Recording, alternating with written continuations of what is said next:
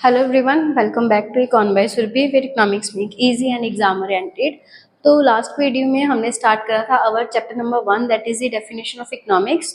तो लास्ट की वीडियो में मैंने आपको इंट्रोडक्शन बता दी थी सारी एंड मैंने आपको एक डेफिनेशन करवा दी थी दैट इज द वेलफेयर की डेफिनेशन जो एडम स्मिथ ने दी थी।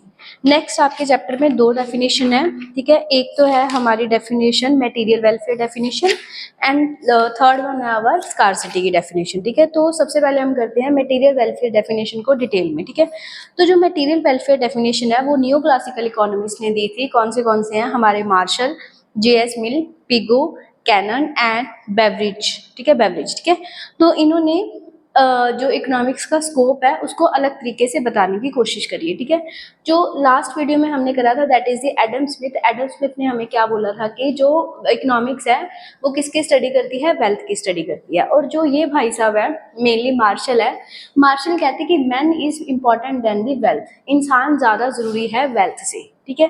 अब इसके हिसाब से वेल्थ क्या है, वेल्थ वो सारी मटेरियलिस्टिक चीजें हैं। अब मटेरियलिस्टिक का मतलब होता है जो टेंजिबल चीजें होती है, मतलब जिसको आप देख सकते हो, टच कर सकते हो, फील कर सकते, मतलब फील नहीं, फील तो सर्विस में आ जाएगी, मतलब जिसको आप जो टेंजिबल होती है नेचर में वो होती है अपनी मटेरियलिस्टिक गुड्स, ठीक है।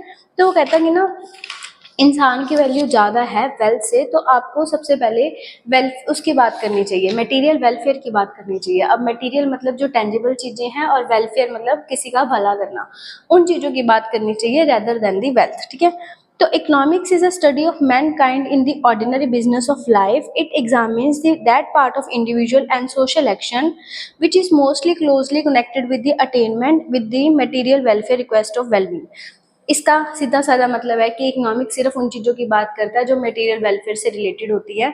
अब देखो सबसे पहले ना उसने क्या बात करी है, मेन उसने बात करी है कि importance to the study of man, कि जो इंसान है ना, इंसान की वैल्यू ज़्यादा है वेल्थ के कंपैरिजन में। आप हर चीज़ में वेल्थ वेल्थ मत लेके आओ, पहले ये तो बताओ कि बंदे की ज़रूरतें क्या है, वो कैसे पैसा अर्न करता है, उसके बाद ही तो वो वेलफेयर की मतलब वो कैसे वेलफेयर करेगा। वो सीधा जो एडम स्मिथ है ना वो सीधा ही वेल्थ पे आ गया था, ठीक है।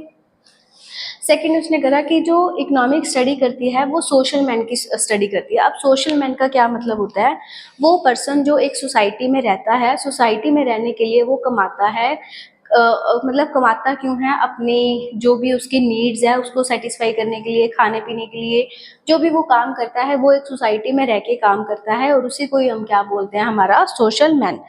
Economics one studies the economic activities of those man who lives in the society, चाहे वो इंडिविजुअली कोई एक्टिविटी कर रहा है चाहे वो कलेक्टिवली कोई एक्टिविटी कर रहा है, ठीक है। वो इनफैक्ट एक सोसाइटी का ही पार्ट है। इकोनॉमिक्स में हम सैंट्स एंड मॉक्स की बात नहीं करते, वो आउटसाइड से बाहर रहते हैं, मतलब कि जो साधु संत नहीं होते जो मतलब दुनियादारी छोड़ देते हैं, उनको कोई लेना देना नहीं होता कि हमें अर्निंग हो रही है नहीं हो रही है, वो उनकी बात नहीं करता। वो सिर्फ इकोनॉमिक्स उन चीज़ों की बात करता है जो पर्सन सोसाइटी में रहता है, मीन्स वो सोशल मैन की बात करता है, ठीक है। नेक्स्ट जो हमारा है ऑर्डिनरी बिजनेस ऑफ लाइफ। अब ऑर्डिनरी बिजनेस ऑफ लाइफ का मतलब क्या है कि आप कैसे पैसा कमाते हो, आप कैसे उसको स्पेंड करते हो, कैसे एक्सचेंज करते हो, कैसे इन्वेस्टमेंट करते हो, ठीक है। By ordinary business of life Marshall means the those economic activities, वो इकोनॉमिक एक्टिविटीज की हम बात करते हैं which are mostly concerned with the wealth getting and wealth spending, कि आपके पास पैसे कैसा आता है और आप पैसा उसको कैसे खर्च करते हो, ठीक है। देन फोर्थ पॉइंट है study of a real man. अब economics does not study any economic और सेल्फिश मैन। इकोनॉमिक्स उनकी बात नहीं करती जो सेल्फिश चीज़ों की बात नहीं करती, ये सिर्फ ordinary business of life sorry ये सिर्फ रियल मैन की बात करती है। अब रियल मैन का मतलब है कि उसका सिर्फ काम है कि जो पर्सन बिलीव करता है सोशल वेलफेयर में, जो अपनी economic activities and non economic activities के मोटिव से पैसा कमाता है, ठीक है। देन हमारा फिफ्थ पॉइंट है मटेरियलिस्टिक रिक्वेस्ट। अब ना इसमें याद रखना, ये जो डेफिनेशन का सबसे मेन आप कह सकते हो ड्रॉबैक कह सकते हो, ये सिर्फ मटेरियलिस्टिक चीज़ों की बात करता है, ये नॉन मटेरियलिस्टिक चीज़ों की बात नहीं करता। मटेरियलिस्टिक की जो चीज़ें हमें देख सकते हैं, हमें दिखती हैं, जो टेंजिबल इन नेचर है, जो मटेरियलिस्टिक है, सिर्फ उनकी बात करता है, वो नॉन मटेरियलिस्टिक चीज़ों की बात नहीं करता। Economic studies those material means which promote human welfare, सिर्फ वही चीज़ मतलब वही चीज़ है जो ह्यूमन वेलफेयर को प्रमोट करती है, ठीक है। सेवंथ पॉइंट है हमारा साइंस एंड आर्ट। इकोनॉमिक्स क्या है, दोनों चीजें हैं हमारी, साइंस भी है एंड आर्ट भी है। अब मैंने आपको +2 में एक टॉपिक करवाया था कि क्या इकोनॉमिक्स एक साइंस है या फिर आर्ट है। इकोनॉमिक्स दोनों ही होती है, साइंस भी होती है एंड आर्ट भी होती है।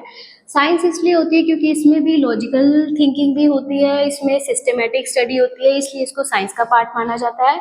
एंड आर्ट इसलिए होती है क्योंकि इसका भी एक प्रैक्टिकल एस्पेक्ट होता है, इसलिए इकोनॉमिक्स साइंस भी है एंड आर्ट भी है, ठीक है।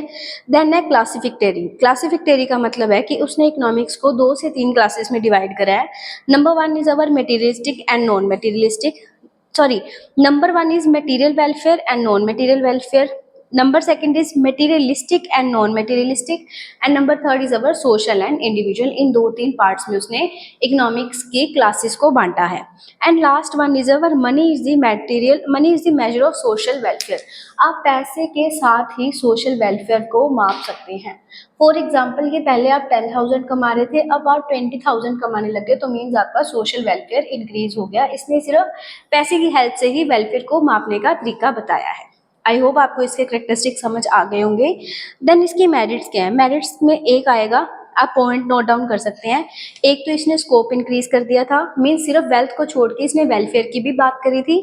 उसके बाद है उसने ह्यूमन वेलफेयर को इंक्लूड करा था, एंड उसने बोला था कि एक इंसान का मेन मोटिव ही सिर्फ ह्यूमन वेलफेयर करना होता है, ना कि वेल्थ नहीं होती, ठीक है। एंड उसने इकोनॉमिक्स को एक सोशल साइंस का पार्ट भी इंक्लूड करा था। Economics is a status of A superior social science. तो ये 3 से 4 इसकी मेरिट्स हैं। अब डीमेरिट्स क्या हैं, डीमेरिट्स आपको मैं इजी पहले याद करवाती हूँ कि लिमिटेड स्कोप, इसने सारी डेफिनेशन में सिर्फ वेलफेयर वेलफेयर वेलफेयर पर ही ध्यान दिया है, ठीक है। देन वो कहता है कि इसने सिर्फ किसकी बात करी है, मटेरियलिस्टिक चीज़ों की बात करी है, इसने नॉन मटेरियलिस्टिक चीज़ों को इंक्लूड नहीं करा। अब नॉन मटेरियलिस्टिक चीज़ों में सिर्फ नॉन मटेरियलिस्टिक चीज़ों में क्या आ जाता है, हमारा वेलफेयर आ जाता है। वेलफेयर नहीं, सॉरी, सर्विसेज आ जाती है, जैसे टीचर की सर्विस है, डॉक्टर की सर्विस है, उनको तो इसने इंक्लूड ही नहीं करा। इसने सिर्फ किसको इंक्लूड करा है, हमारी मटेरियलिस्टिक चीज़ों पर। वो कहता कि साथ में ये इम्प्रैक्टिकल है, कई बार हमें वेलफेयर मापा ही नहीं जाता। आप कैसे वेलफेयर माप लोगे, हमने इतनी अर्निंग कर दी, क्या मनी के फॉर्म में हम वेलफेयर माप सकते हैं, नहीं माप सकते। तो कहते हैं कि ना ये थोड़ी इम्प्रैक्टिकल है, इसकी कुछ चीज़ें ऐसी हैं कि जो रियल लाइफ में हम एप्लीकेबल नहीं करवा सकते, ठीक है। और उसके बाद उसने बोला है कि regarding ordinary business of life, हाँ, जो इसने कंसेप्ट दिया था ना बिजनेस ऑफ लाइफ का। अब बिजनेस ऑफ लाइफ तो इसने बता दिया कि जो मतलब हम कमाने के लिए करते हैं, जो भी हम एक्टिविटीज कर रहे हैं, एक्सचेंज कर रहे हैं, प्रोडक्शन कर रहे हैं। पर वो कहता है जो टर्म उसने दिया ना ऑर्डिनरी बिजनेस ऑफ लाइफ, उसने अच्छे से उसको डिफाइन नहीं कर पाया कि उसमें वो बोलना ही क्या जाता है, ठीक है। Marshall has used this term to signify the economic activities, that is the activities concerned with the wealth earning and wealth spending, ठीक है। Robbins hold that the Marshall has not clarified which economic activities are ordinary and which are extraordinary। तो Robins कहता है कि इसने ये नहीं define करा कि कौन सी एक्टिविटीज ऑर्डिनरी में आती है एंड कौन सी एक्टिविटीज हमारी एक्स्ट्राऑर्डिनरी में आती है, ठीक है। तो आई होप आपकी इसको क्रिटिसिज्म या फिर लिमिटेशंस भी आपको अच्छे से समझ आ गई होंगी, ठीक है। नेक्स्ट हम चलते हैं हमारी स्कार्सिटी की डेफिनेशन पे। कौन सी डेफिनेशन है, थर्ड इज अवर स्कार्सिटी की डेफिनेशन। अगर आपको ये लेक्चर्स अच्छे लग रहे हैं तो please like comment and share with your friends. And अगर आपको कोई भी डाउट आए तो आप मेरे से जब मर्जी पूछ सकते हैं, ठीक है। तो जो स्कार्सिटी की डेफिनेशंस है, सबसे पहले किसने दी है, ये दी है रॉबिन्स ने, ठीक है। रॉबिन्स ने कब दी थी, 1932 में। और उसकी बुक का नाम क्या है, उसकी बुक का नाम है an essay on the nature and the significance of economic science. ये वाली डेफिनेशन पर्सनली मेरे को ज़्यादा अच्छी लगती है क्योंकि इसने इकोनॉमिक्स को सही तरीके से डिफाइन करा है। उसने ये बोला है कि जो इकोनॉमिक्स है ना, इकोनॉमिक्स में हम उन सिर्फ बात करते हैं हमारे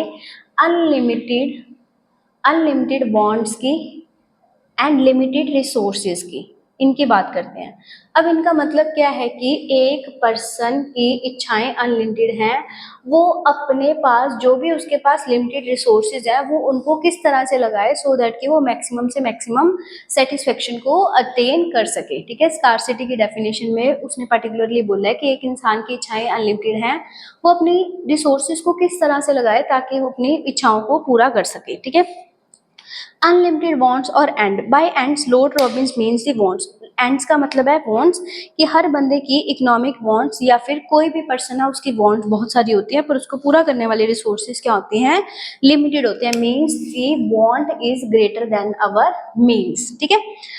नेक्स्ट है अल्टरनेटिव यूजेस ऑफ मीन्स। वो कहता है कि जो रिसोर्सेज उस पर्सन के पास अवेलेबल भी हैं उसके भी हमारे क्या होते हैं, अल्टरनेटिव यूजेस होते हैं। देखो 3 चीजें उसने बोली हैं, एक तो वांट्स अनलिमिटेड हैं, उसको पूरा करने वाले रिसोर्सेज हमारे पास लिमिटेड हैं, एंड जो रिसोर्सेज अवेलेबल भी हैं वो भी उसके भी क्या है, हमारे अल्टरनेटिव यूजेस हैं। अल्टरनेटिव यूजेस का मतलब है, मान लो आपके पास 10,000 रुपए हैं, उससे आपने फीस भी पे करनी है, ठीक है, उससे आपने रेंट भी देना है, उससे आपने अपनी शॉपिंग भी करनी है। तो जो रिसोर्सेज लिमिटेड भी हैं उसके भी अल्टरनेटिव यूजेस होते हैं, मीन्स अलग अलग यूजेस होते हैं। फोर्थ पॉइंट है want differ in the urgency, मतलब कि सिचुएशन के अकॉर्डिंग एक पर्सन की वांट्स अलग अलग हो जाती है। फॉर एग्जाम्पल कि मैं काफ़ी लंबे टाइम से 10,000 रुपये मैंने जमा करे हैं, ठीक है, मैंने पैसे जमा करे थे ताकि मैं एलईडी टीवी ले सकूं। एलईडी तो का तो चलो जमाना ही चला गया, स्मार्ट टीवी ले सकूं, ठीक है। बट मेरे को इमरजेंसी पड़ गई, सपोज मेरे घर पे कोई बीमार है तो मेरे को हॉस्पिटल पे वो पैसे लगाने पड़ गए, ठीक है। तो अर्जेंसी क्या है, अब ये अर्जेंसी है क्या, ये अर्जेंसी है, ऑब्वियसली ये अर्जेंसी है ना। तो कहता है कि ना हर मौके पे एक पर्सन की नीड्स चेंज हो जाती है, कि अर्जेंसी मतलब सिचुएशन के अकॉर्डिंग वो अपने रिसोर्सेज को अलग जगह पर लगा सकता है, ठीक है। देन है इकोनॉमिक प्रॉब्लम। वो कहता है कि by Lord Robbins that when all the four characteristics of human life, कौन से हैं, unlimited wants, scarce means, alternative uses and different urgency. तो कहता है कि ना जब ये चारों चीजें मिल जाती है ना तो ये उस बंदे के पास कौन सी प्रॉब्लम आ जाती है, चॉइस की प्रॉब्लम आ जाती है। अब आएगी, अब उसके पास चॉइस होगी कि इस पे लगाए या इस पे लगाए, ऑब्वियसली वो किस पे लगाएगा, इस पे लगाएगा, ठीक है। अगर आपको कोई परवाह नहीं है तो आप उस पे भी लगा सकते हैं, मतलब सिचुएशन के अकॉर्डिंग अपनी नीड का चेंज हो जाना। And last one is our opportunity cost. बहुत अच्छा टॉपिक है अपॉर्चुनिटी कोस्ट का। अपॉर्चुनिटी कोस्ट का मतलब है जो चीज आप नहीं कर पाए, जो बेस्ट अल्टरनेटिव आपने छोड़ दिया है, उसको हम क्या बोलते हैं, हमारा अपॉर्चुनिटी कोस्ट। अब इसमें बड़ी अच्छी एग्जांपल दे रखी है। वो कहता है कि if a person spend all his pocket money in buying a cinema ticket, he will remain deprived of cold drink and pizza in a restaurant. Likewise वो कहता है कि जो चीज, जैसे मान लो कि वो कहता है आप मूवी देखने गए हो, आपने सारे पैसे मूवी के टिकट पे लगा दिए पर आप पॉपकॉर्न और कोल्ड ड्रिंक नहीं ले पाए, जो चीज आपने बेस्ट छोड़ दी है उसको हम क्या बोलते हैं, हमारी अपॉर्चुनिटी कॉस्ट, ठीक है जी। आई होप आपको इतना क्लियर हो गया होगा। अगर आपको कोई डाउट आए तो आप मेरे से जब मर्जी पूछ सकते हैं, एंड साथ साथ आप अपने नोट्स जरूर बनाते रहें सो दैट कि आपको पता लगता रहे। जैसे ये फर्स्ट चैप्टर है ना, यही थोड़ा बोरिंग है, मतलब इसमें ऐसे लगता है कि थ्योरेटिकल, बट मैं फिर भी कोशिश कर रही हूँ कि आपके लिए मैं जितना इंटरेस्टिंग बना पाऊँ। अब मेरिट्स में क्या आएगा, मेरिट्स में ये अच्छी डेफिनेशन है वैसे। उसने ह्यूमन बिहेवियर की अच्छी बात करी है कि अपने रिसोर्सेज को किस तरह से लगाना है, उसने पॉजिटिव साइंस की बात करी है, उसने एनालिटिकल प्रोस्पेक्टिव को लेके आया, वाइडर स्कोप कर दिया, यूनिवर्सल है कि हर जगह एप्लीकेबल होती है, and more logical explanation of economic problem. उसने इकोनॉमिक प्रॉब्लम को बड़े ही अच्छे ढंग से एक्सप्लेन करा है, ठीक है। अब डीमेरिट्स क्या है कि वही, अब हर चीज के मेरिट्स हैं तो डीमेरिट्स तो होते ही हैं। अब डीमेरिट्स में क्या है कि उसने वेलफेयर की बात नहीं करी, ठीक है जी। उसने वही है कंसील्ड कंसेप्ट ऑफ वेलफेयर, उसने वेलफेयर की बात नहीं करी, उसने स्कार्सिटी की बात नहीं करी, स्टडी ऑफ स्टैटिक कंडीशन, वो एक स्टैटिक कंडीशन लेके चल रहा है, उसने कोई चेंजेस की बात नहीं करी। Very wide scope of economic, उसने सब ज्यादा ही वाइडर स्कोप कवर कर लिया, ठीक है। अगर वाइडर ना करो तो दिक्कत है इनको, और अब कह रहे हैं कि उन्होंने तो ज्यादा ही वाइडर स्कोप कवर कर लिया। And division of personality, personality का मतलब है कि मेरा अलग पर्सपेक्टिव है, आपकी नीड्स अलग है, आपका अलग पर्सपेक्टिव है, वो एक जर्नल पर्सपेक्टिव लेके चला है, ठीक है।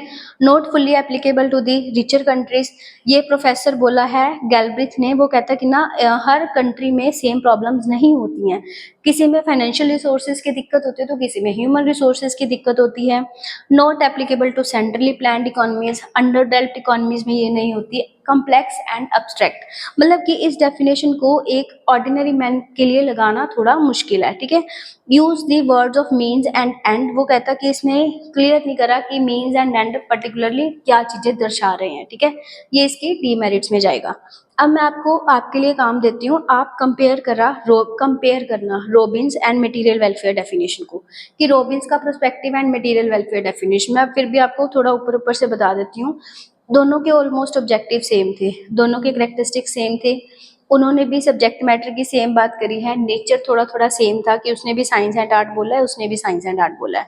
सिमिलैरिटीज क्या है, सिमिलैरिटीज पढ़ के देखना एंड आपके हिसाब से कौन सी डेफिनेशन बेस्ट है, एडम स्मिथ की बेस्ट है, रॉबिन्स की बेस्ट है, या फिर जो हमने कौन सी करी थी, एडम स्मिथ की बेस्ट है, मटेरियल वेलफेयर डेफिनेशन बेस्ट है, या फिर स्कार्सिटी की डेफिनेशन बेस्ट है। तो आप इसमें से कौन से क्वेश्चन बनाओगे अब? एक तो इंट्रोडक्शन बना लो, 3 डेफिनेशन है, मोटा मोटा लिख लो, पॉइंट्स लिख लो, क्योंकि आपको पेपर में पूछ सकते हैं कोई भी पर्टिकुलर डेफिनेशन। पहले मैं +2 तक ये बच्चों को नहीं एडवाइस देती कि आप ये वाला कंसेप्ट करो, पर अब आप ग्रेजुएशन लेवल पे हो तो आप कुछ भी मत छोड़ो, डिटेल में करो, अच्छे से करो। ये फर्स्ट चैप्टर थोड़ा थ्योरेटिकल है, बाकी सारे चैप्टर इंटरेस्टिंग है। एंड लास्ट टॉपिक इसका है स्कार्सिटी एंड चॉइस। स्कार्सिटी क्या होता है, कमी होना, चॉइस क्या होता है कि जब बंदे को चॉइस करनी पड़ती है, मींस सिलेक्टिव अल्टरनेटिव में से कुछ सिलेक्ट करना पड़ता है, उसको हम क्या बोलते हैं, चॉइस। ठीक है, तो स्कार्सिटी एंड चॉइस अलग अलग लेवल पे अलग अलग होती है। कंज्यूमर लेवल के लिए होता है कि वो कौन सी चीज सिलेक्ट करे ताकि उसको सेटिस्फेक्शन मैक्सिमम हो सके। प्रोड्यूसर के लिए अलग होता है कि वो कौन से फैक्टर ऑफ प्रोडक्शन लगाए ताकि उसको प्रॉफिट मैक्सिमम हो सके। एक नेशन के लिए अलग होता है कि वो वेलफेयर की, सोसाइटी का वेलफेयर कैसे कर पाए। एंड इंटरनेशनल लेवल के लिए अलग होता है। ठीक है, तो आई होप आपको ये चैप्टर क्लियर हो गया होगा। नेक्स्ट वीडियो में हम स्टार्ट करेंगे हमारा